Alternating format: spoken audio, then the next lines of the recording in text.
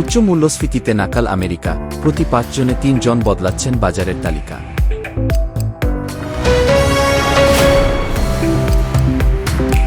প্রযুক্তিগত সার্বভৌমত্ব অর্জনের লক্ষ্য, মার্কিন নির্ভরতা কমাতে ইউএর মেগা প্ল্যান।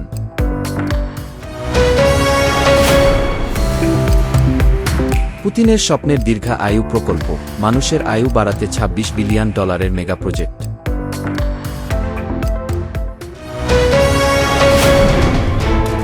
যুক্তরাষ্ট্রে উচ্চ মূল্যস্ফীতি ও জীবনযাত্রার ব্যয় বৃদ্ধির কারণে আর্থিক চাপে পড়েছেন সাধারণ মানুষ। নতুন এক জরিপে দেখা গিয়েছে, বাজেটের মধ্যে থাকতে প্রতি ৫ জন আমেরিকানের মধ্যে প্রায় ৩ জন তাদের বাজারের তালিকায় পরিবর্তন আনতে বাধ্য হয়েছেন। সাম্প্রতিক এক জনমত জরিপ অনুযায়ী ৬১% আমেরিকান জানিয়েছেন তারা খাদ্যপণ্যের দাম বৃদ্ধির কারণে আগের তুলনায় ভিন্নভাবে বাজার করছেন। জরিপে আরও দেখা যায় ৫৯% মানুষ বিনোদন অতিরিক্ত খরচ কমিয়েছেন, ৪৪% গাড়ি ব্যবহার কমিয়ে দিয়েছে, ৩১% চিকিৎসা সেবা পিছিয়ে দিয়েছেন এবং ২৭% অতিরিক্ত আয় করতে দ্বিতীয় চাকরি নিয়েছেন। অর্থনৈতিক পরিস্থিতি নিয়ে উদ্বেগও বাড়ছে। আরেকটি জরিপে মাত্র ১৬% আমেরিকান বর্তমান অর্থনীতিকে ভালো বা চমৎকার বলে মনে করছেন। বিপরীতে ৭৬% ধারণা অর্থনৈতিক পরিস্থিতি আরও খারাপের দিকে যাচ্ছে।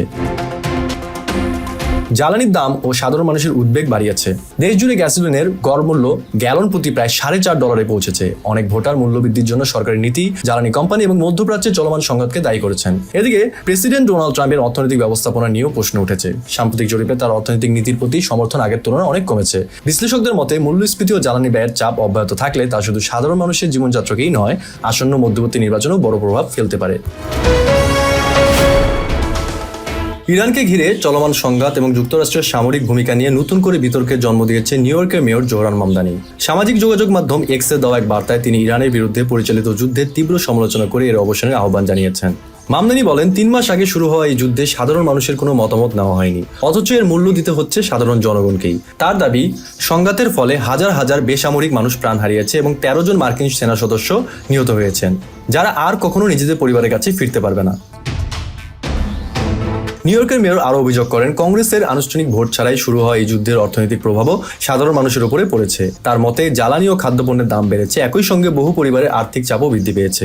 এক্সে দেওয়া বার্তায় মামদানি আরও বলেন, যুক্তরাষ্ট্রের বাইরে হারিয়ে যাওয়া প্রতিটি জীবন এবং দেশের ভিতরের কর্মজীবী পরিবারগুলোর উপর বাড়তি অর্থনৈতিক চাপ সবই একই যুদ্ধের পরিণতি। তিনি মনে করেন, এই ধরনের সংঘাতের বোঝা শেষ পর্যন্ত বহন করতে হয় সাধারণ নাগরিকদের। উল্লেখ্য, ২০২৬ সালের ২৮শে ফেব্রুয়ারি ইরানকে কেন্দ্র করে সামরিক উত্তেজনা নতুন মাত্রা পায়। ওই সময় আঞ্চলিক কয়েকটি দেশের মধ্যস্থতায় ইরান ও যুক্তরাষ্ট্রের মধ্যে পরোক্ষ আলোচনা চলছিল বলে বিভিন্ন সূত্রে দাবি করা হয়। মামদানির এই বক্তব্য নতুন করে যুদ্ধ, কূটনীতি এবং যুক্তরাষ্ট্রের পররাষ্ট্রনীতিকে কেন্দ্র করে জনমত ও রাজনৈতিক বিতর্ককে আরও তীব্র করে তুলেছে। বিশ্ব প্রযুক্তি খাতে নতুন এক শক্তির লড়াই শুরু হতে যাচ্ছে।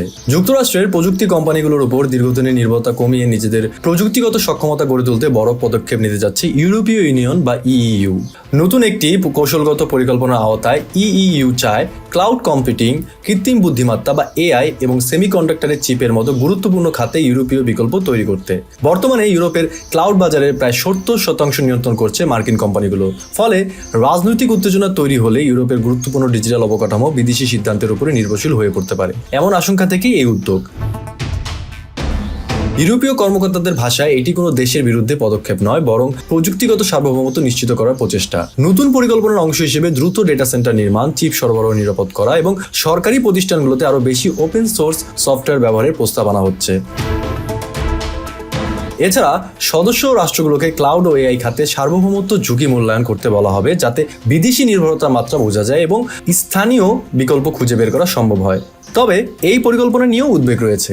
মার্কিন প্রযুক্তি প্রতিষ্ঠানগুলো বলছে, বিদেশি কোম্পানিকে সীমিত করে ইউরোপ প্রযুক্তিগতভাবে এগোতে পারবে না। তাদের দাবি, ডিজিটাল সার্বভৌমত্ব মানে নিয়ন্ত্রণ নিশ্চিত করা, বাজার বন্ধ করে দেওয়া নয়। বিশ্লেষকদের মতে এই উদ্যোগ শুধু প্রযুক্তি নয়, ভবিষ্যতের অর্থনীতি, নিরাপত্তা ও ভূ রাজনীতির ক্ষেত্রেও ইউরোপের অবস্থান নির্ধারণে গুরুত্বপূর্ণ ভূমিকা রাখতে পারে।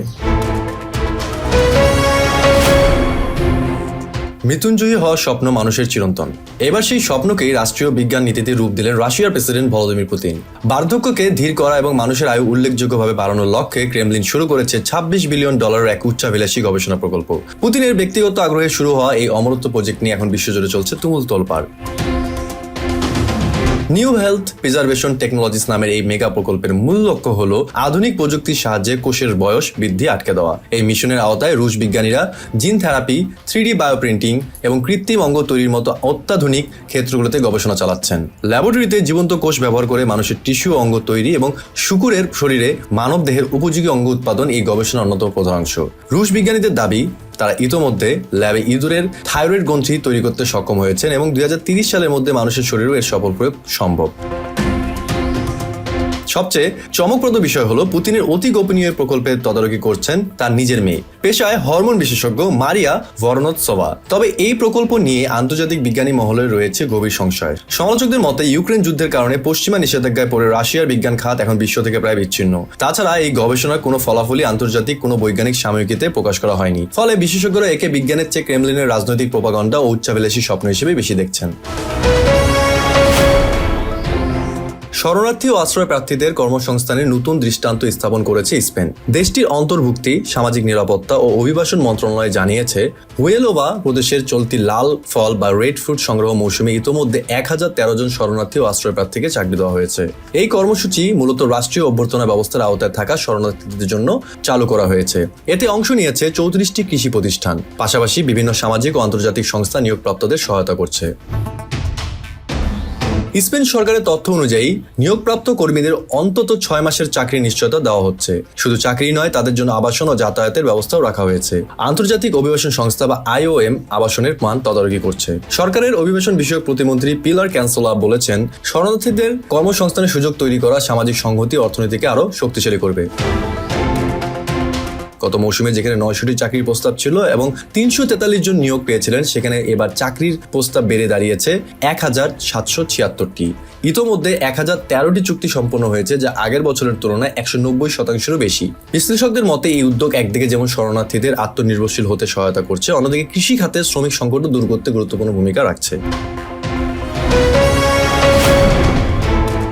যুক্তরাজ্যে তরুণদের কর্মসংস্থান সংকট মোকাবেলায় বড় উদ্যোগ নিয়েছে সরকার। কর্মসংস্থান, প্রশিক্ষণ এবং কর্ম অভিজ্ঞতার নতুন সুযোগ সৃষ্টি করে সম্ভাব্য হারানো প্রজন্ম রোধের পরিকল্পনা ঘোষণা করা হয়েছে। ব্রিটিশ সরকার জানিয়েছে, তারা প্রায় 3 লাখ নতুন প্লেসমেন্ট বা কর্ম অভিজ্ঞতা ও প্রশিক্ষণ কর্মসূচির ব্যবস্থা করবে।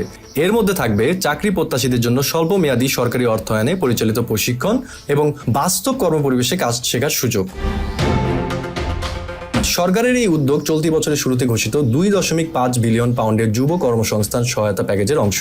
ওই তহবিলের মাধ্যমে প্রায় 2 লাখ নতুন চাকরি তৈরির লক্ষ্য নির্ধারণ করা হয়েছিল। নতুন কর্মসূচিতে নির্মাণ, স্বাস্থ্যসেবা, সামাজিক সেবা এবং হসপিটালিটি খাতকে বিশেষ গুরুত্ব দেওয়া হবে, কারণ এসব খাতে দক্ষ জনবলের চাহিদা তুলনামূলকভাবে বেশি।